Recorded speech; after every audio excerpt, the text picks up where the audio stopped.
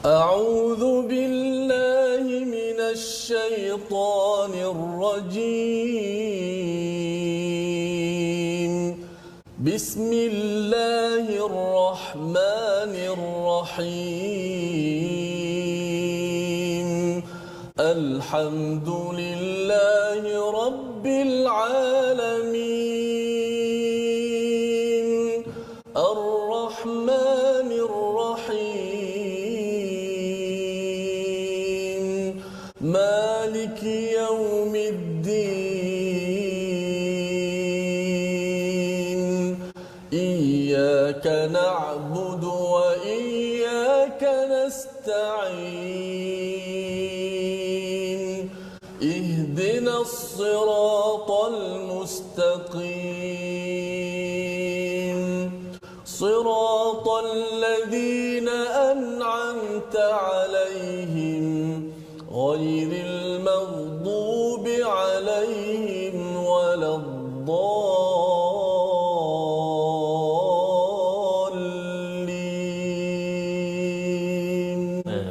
آمين فاسجدوا لله واعبدوا بسم الله الرحمن الرحيم اقتربت الساعة وانشق القمر. Sadaqallahul Azim.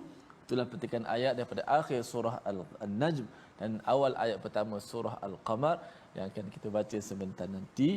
Allahumma ighfir lana dhunubana wa liwalidina warham kama rabbawna shighara wa li jami'il muslimina wal muslimat bi rahmatika ya arhamar rahimin. Allahumma inna nas'aluka ilman nafi'a wa rizqan tayyiba wa amalan mutaqabbala bi rahmatika ya arhamar rahimin. اللهم ارحمنا بالقرآن واجعله لنا إماما ونورا وهدى ورحمة. اللهم ذكرنا منه ما نسينا وعلمنا منه ما جهلنا وارزقنا تلاوته آناء الليل وأطراف النهار واجعله لنا حجة يا رب العالمين. Dengan doa kita, subhanakala ilma lana illa ma 'allamtana innaka antal alimul hakim. Maha sucimu ya Allah, tidak ada ilmu kecuali yang Engkau ajarkan kepada kami. Sesungguhnya Engkau yang Maha mengetahui, yang Maha bijaksana.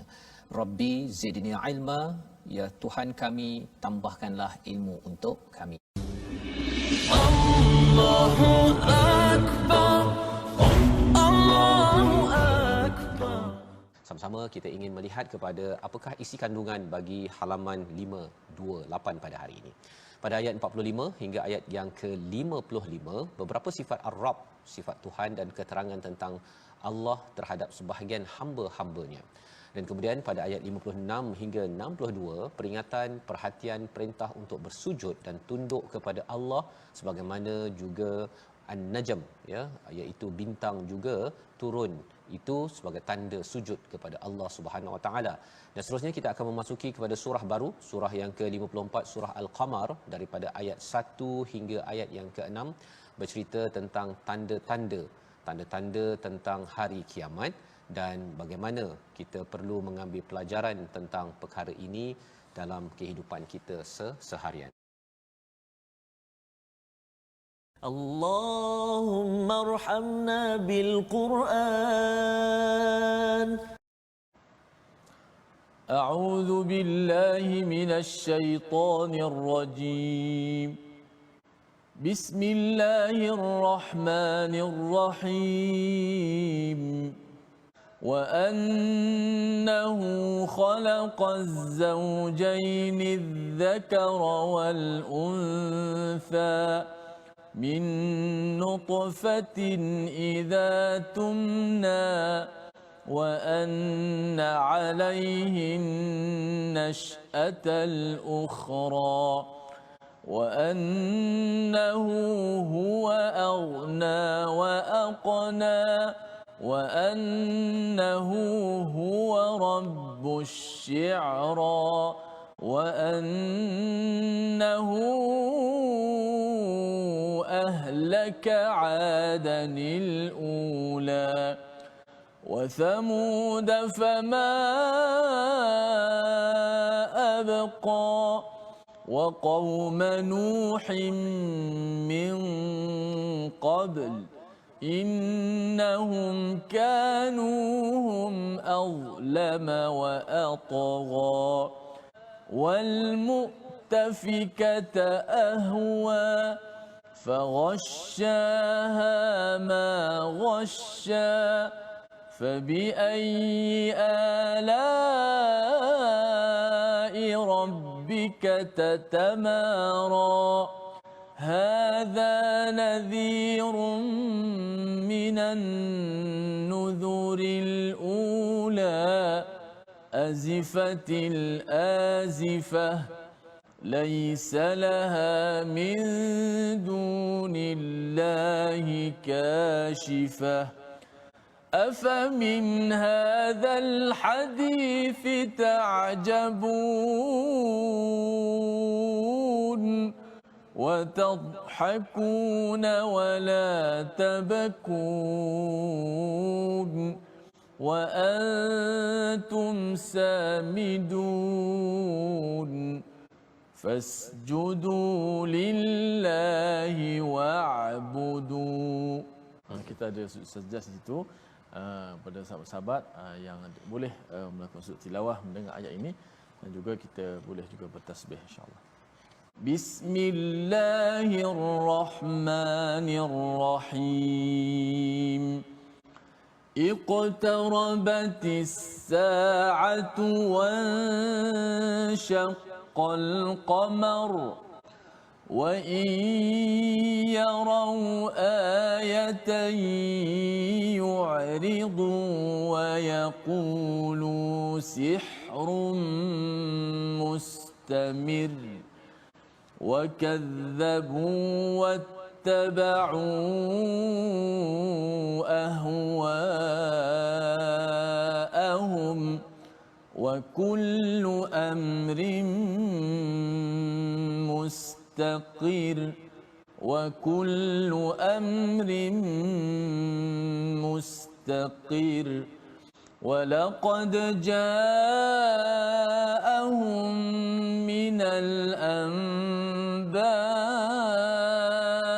ما فيه مزدجر حكمة بالغة فما تغني النذر فتول عنهم يوم يدع الداع إلى شيء نكر صدق الله.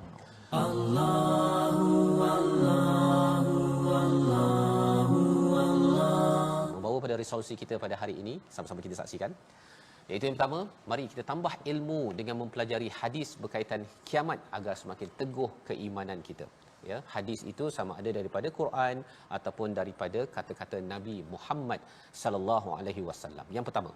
Yang kedua, kita tunduk dan patuh kepada Allah sepenuh hati dengan iman dan tauhid, sebagaimana ayat 62 itu tandanya dengan kita sujud dan kita selalu melakukan apa sahaja atas dasar ibadah kepada Allah Subhanahu Wa Taala. Seterusnya dalam surah Al-Qamar, apakah resolusi kita? Kita bijak ambil peringatan tentang hari kebangkitan dan hari pembalasan dan jangan mengabaikan segala bentuk mukjizat yang telah berlaku, termasuklah mukjizat akhir daripada Al-Quran untuk kita ambil peringatan. Allah la ilaha illallah. Membawa pada perkataan pilihan kita pada hari ini, kita saksikan samada, lalai ataupun lengah. Satu kali saja disebut di dalam Al-Quran, amat istimewa, disebutkan dalam ayat 61, menunjukkan bahawa kalau kita ini banyak ketawa dan tidak menangis dalam hidup kita, itu akan membawa kita kepada lalai dan akhirnya kita akan dihancurkan. Minta Allah jauhkan, maka kita banyakkan bersujud dan beribadah kepada Allah. Astaghfirullah, innallah kana tawwaba. seperti biasa kita belajar sedikit tajwid kita pada hari ini. Kita lihat slide kita. Pada ayat pertama, iqtarabatis sa'atu wanshaqqal qamar. Okey. Yang mana sila sempurnakan hukum qalqalah dan ikhfa dalam ayat ini. Pertama sekali, iqtaraba. Iqtaraba, ada qaf mati di tengah-tengah kalimah ataupun ayat ini, maka dibaca dengan qalqalah yang sughra, yang paling martabat yang paling rendah sekali. Walau bagaimanapun huruf qaf ni huruf yang kuat, maka dibunyikan sesuai dengan huruf qaf. Iqtaraba, iqtarabati,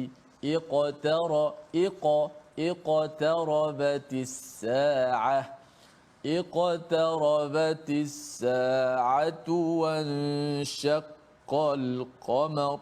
Huruf qaf. Yang kedua, ada hukum ikhfa dalam ayat ini pada wanshaqqal qamar.